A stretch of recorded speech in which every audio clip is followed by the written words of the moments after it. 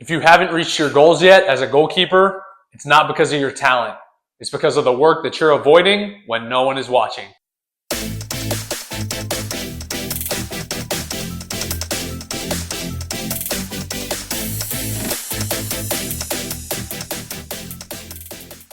But before I get into this video, if you're new here, my name is Andrew Pannenberg.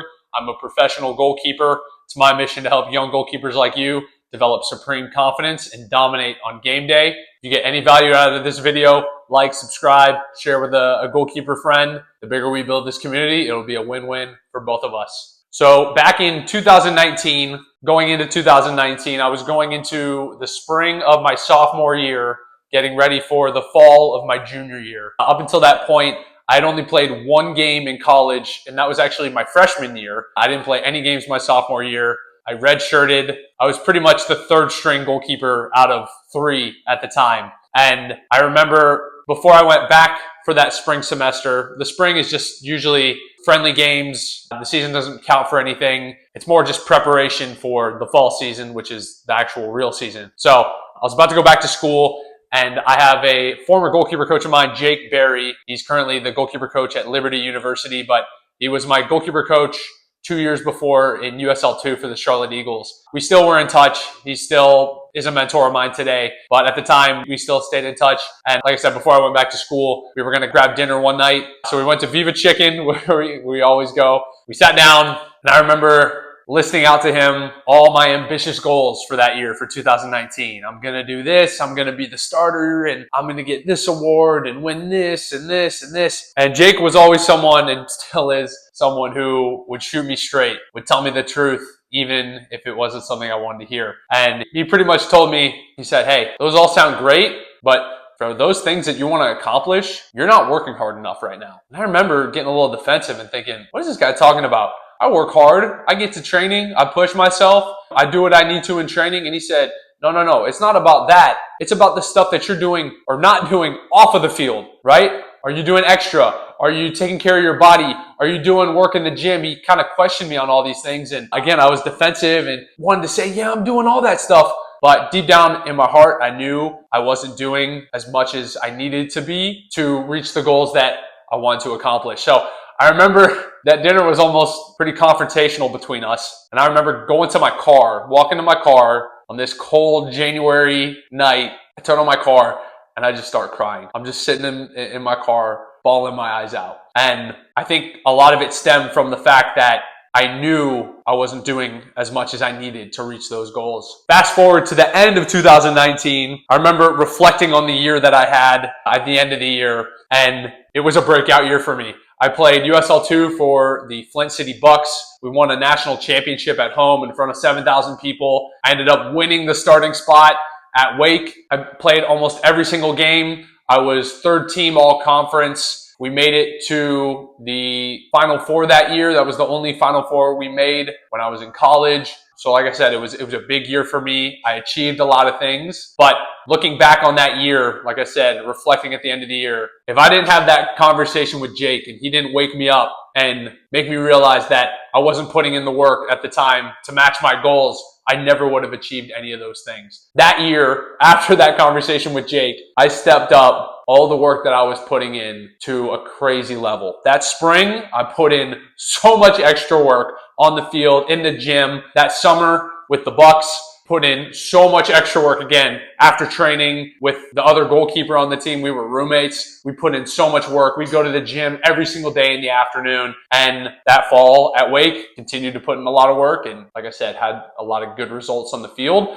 But if Jake didn't wake me up and have that conversation with me, and I didn't put in all the work that I put in that entire year, I never would have saw any of the success that I had, and quite frankly, be a pro today and living the life that I have today. So right now, I want this video to be a little bit of a reality check for you. And I want to say this all out of love. That was what Jake's intention was for me, even though it was some tough love. I want that to be a little bit for you to realize that right now, if you want to go where you actually want to go, some of these goals and ambitions that you have, these dreams that you have in your heart, those are all amazing. But I'm here to tell you right now that you currently are not working hard enough and not putting in enough extra work in order to get there right now. And I also want to remind you just the reality of this business of soccer and of being a goalkeeper. Number one, it is extremely competitive. There are so many goalkeepers out there who want the same things that you want. They have the same goals, the same desires, and quite frankly, some of them are working very hard. And you need to understand too, I made a video about this back in 2024. Basically, the harsh reality of being a goalkeeper is that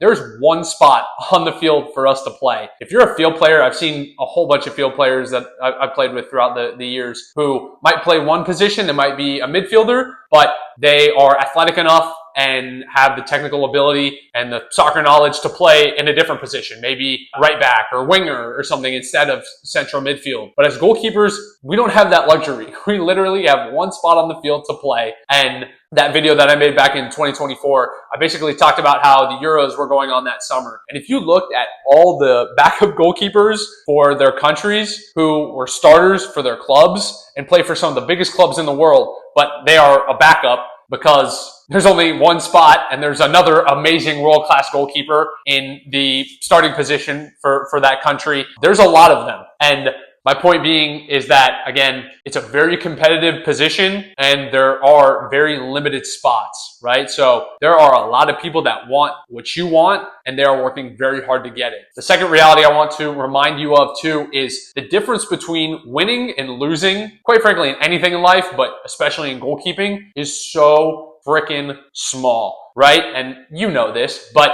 the difference between making a save and not making a save can quite literally be millimeters or milliseconds of a reaction, right? That ball going past your fingertips. And that millisecond or that millimeter could be weeks, months of preparation, of training, of reaction time training, of work that you put in the gym. But the difference between winning and losing and the difference between making a save and not making a save is so small. And I want you to realize this because, again, you make up the distance and the quickness of making that save by all the extra work that you're putting in. So I love quotes, and one quote that I love a lot is from the comedian celebrity Steve Harvey, and he basically talks about if you want to be extraordinary, which I would assume you want to be extraordinary as a person and as a goalkeeper if you're watching this video, he said, if you want to be extraordinary, you have to do extra. It's just a part of the word. It's a part of the process. To be extraordinary, you have to do extra. So now that we've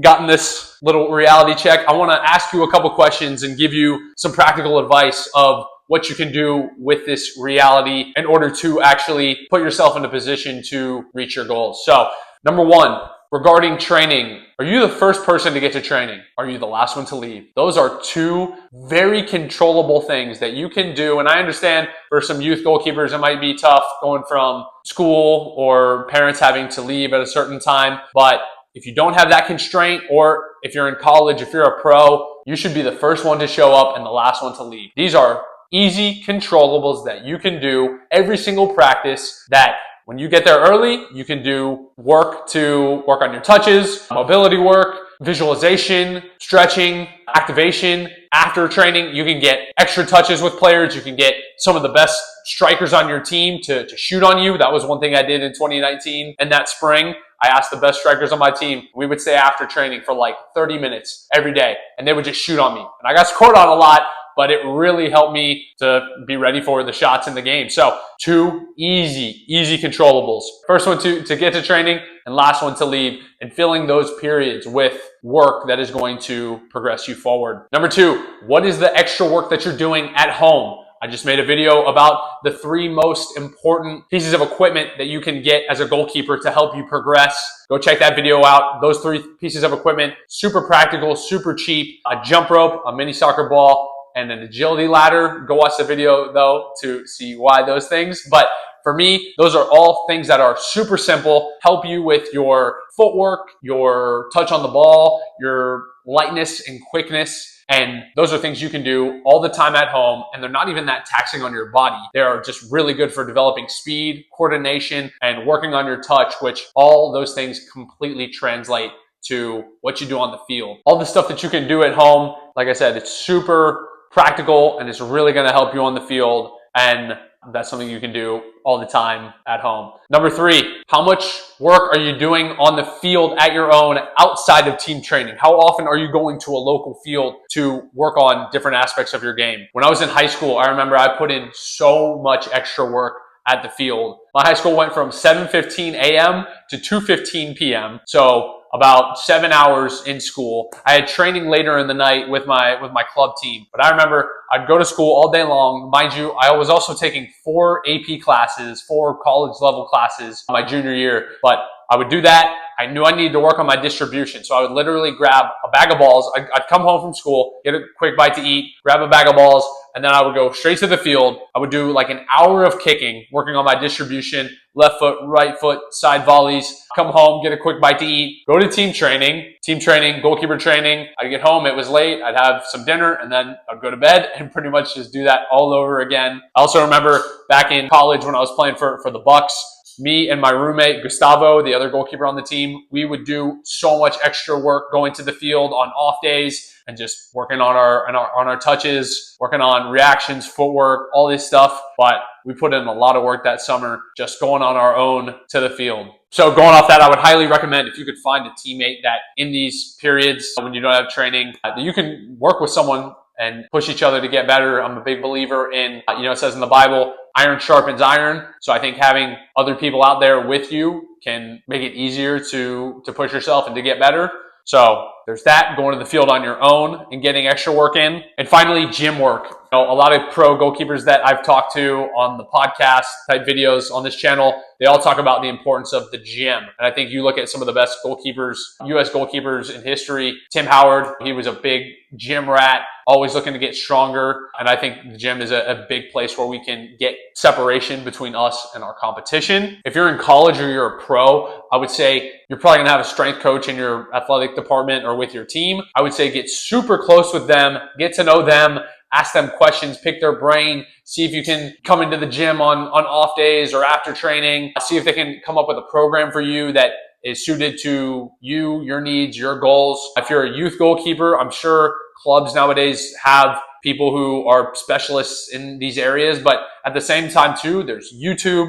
You can look up different exercises to do. Obviously, be careful, be smart, but I was in the gym doing stuff by the age of like 12 or 13, obviously not like max squatting and all this stuff, but just to learn different movement patterns and working on different body weight exercises like air squats or pull-ups, chin-ups, planks. These are all great things that are going to help you develop your athleticism and overall just body awareness. I'm a big believer, I've said this before, doing something is better than doing nothing. There's really no excuse to not get to the gym. Gym passes at most gyms are not that expensive, maybe like $10 a month, $20 a month. So, and even stuff that you can do at home too. Yeah, like I said, if you have a strength coach, get with them, pick their brain, get a plan, implement the plan. If you are, again, a youth goalkeeper, figure out some ways to get into the gym, learn from YouTube, see if you can find a mentor, something like that. But again, the gym is an excellent way for you to separate yourself.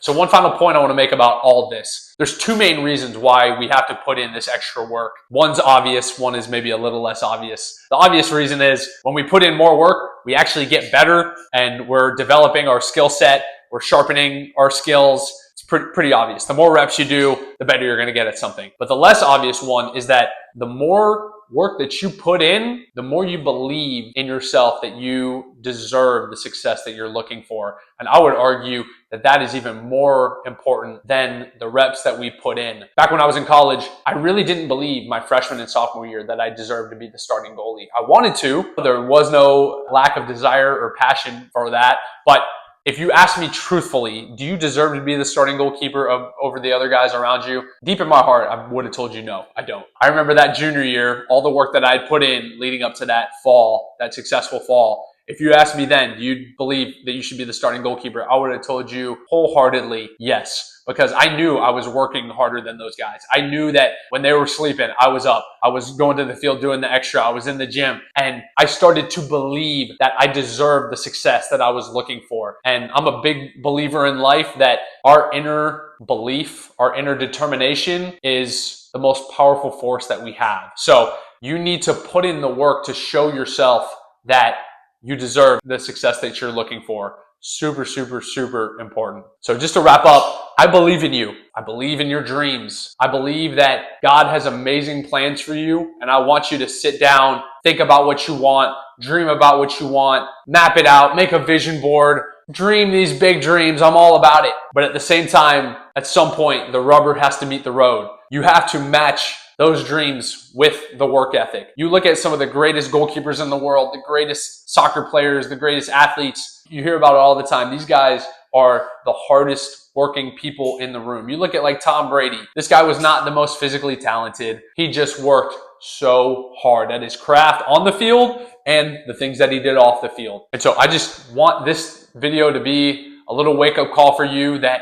you need to work harder. Again, I want you to reach your goals. I want you to reach your dreams. Dream big, but make sure that your work ethic and the extra work that you do is matching that. So I hope you get some value out of this video. Work harder, find ways to work harder, get creative, use all those different areas and ways to do extra work, implement them into your routines and your regimens, and see what they do for you. So yeah, if you get any value out of this video, like, subscribe, share, and we'll talk soon.